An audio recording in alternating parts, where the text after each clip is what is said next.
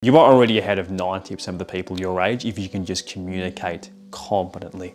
It is statistically proven that the people who are better communicators, they get better job opportunities and make more money, and they attract higher quality of the opposite sex. And if you look at the people under the age of 25 nowadays, you will see that there is a supply and demand issue. There's a demand for good communicators, but there's not a lot of supply. And when there's not a lot of supply, you don't necessarily need to be the best. You just need to be okay. So you'd be pretty dumb to click off this video because this video might just save the rest of your entire life. Being a good communicator is the equivalent of being a 6'3" handsome man nowadays in our generation. So let me show you how. When I was 12 years old, I was in year 6 at the time, I was the school captain of my primary school and I think maybe 30 or 40 kids because I was probably the best speaker there. I always try to encourage other people by telling them to never give up and to always try their best. And then 3 or 4 months later, I started dating the other school captain, who was a good speaker as well. Around 5 months into our lovey-dovey stage, we decided to go on like a Halloween, trick-or-treating. And one of my friends came along with us two. There was 3 of us. And I could tell that she was extremely attracted to my friend that she hadn't seen before. And when we decided to go home, my girlfriend went to her place and my friend came back to my place. And my friend started to explain to me how he could tell that she was eyeing him. And that just confirmed my suspicions. So that was when I developed a lot of anxiety, a lot of jealousy, and this is where my insecurity started to come in. I started to look myself in the mirror every single day and think I was ugly, even though I wasn't. And because I had built those insecurities, my communication skills suffered.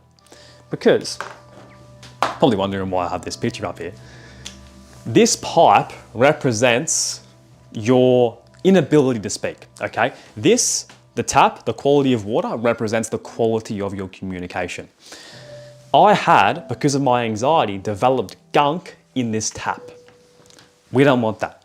Because you could be, I was a very, very good communicator, but the blockage was holding me back from being a good communicator. You could be the best speaker out there, but if you have a lot of anxiety, a lot of embarrassment, a lot of like a fear of judgment, you're not going to be able to express yourself clearly because it feels like there's a block at your throat.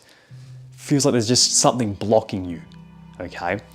And the way you get rid of this is by just simply asking yourself where it comes from. What's causing this gunk in the tap? What's causing it? Is it something to do with the start, where it's coming from, right? How can you fix that?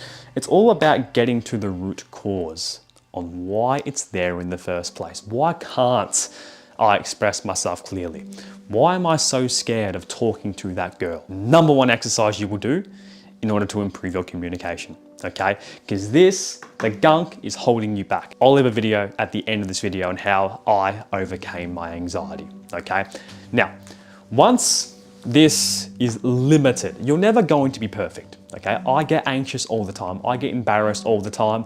I fear judgment quite a bit, but I just have less gunk than other people do, meaning I'm a better communicator compared to other people, meaning I get better opportunities. People can sense the confidence, okay?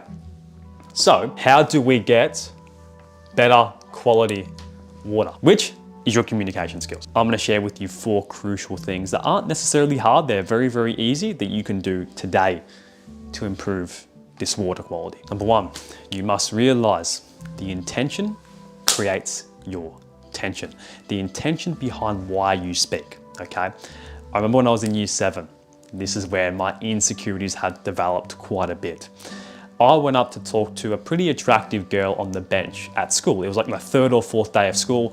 A lot of you guys know this story. And I went in with the intention of talking to this girl to get validated by her. I didn't really want to connect with her. So there was an awkward silence 5 seconds in, and the conversation just ended off there.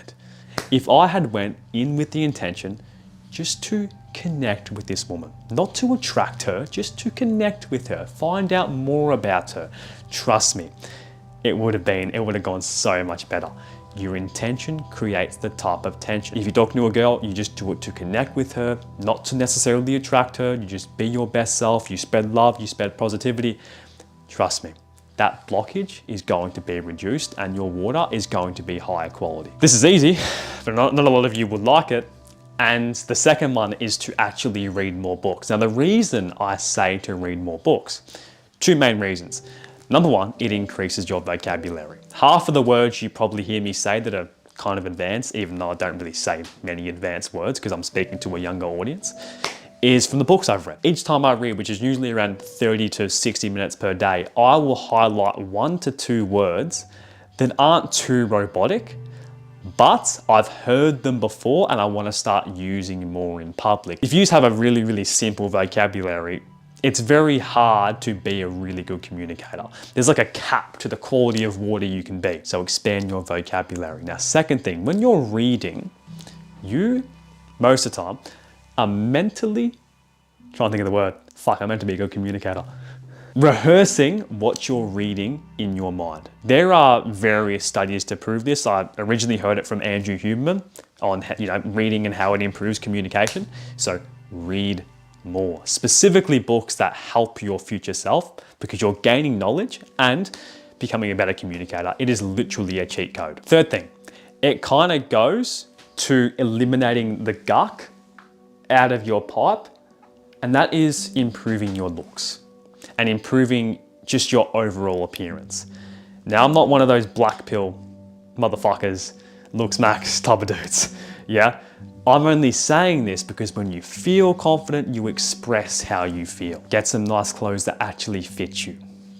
Me, I wear Kmart clothes. I don't wear nothing special, but I wear clothes that fit me. Get yourself a haircut, start getting better sleep, look after your skin, start eating a clean diet. These really simple things that will improve your looks and improve how you feel so you naturally feel more confident. Now, the fourth thing that has improved my communication skills, I'd say probably the most, because I do it so much, is speaking on camera. I will play a snippet of me 3 years ago with my first ever YouTube video. Hello everyone, welcome back to another video. Today's video, I'm not going to be bringing you a workout video, but instead I'm going to be giving you 5 tips how to get abs in 4 weeks. Now 4 weeks might sound like a short time, but it really isn't.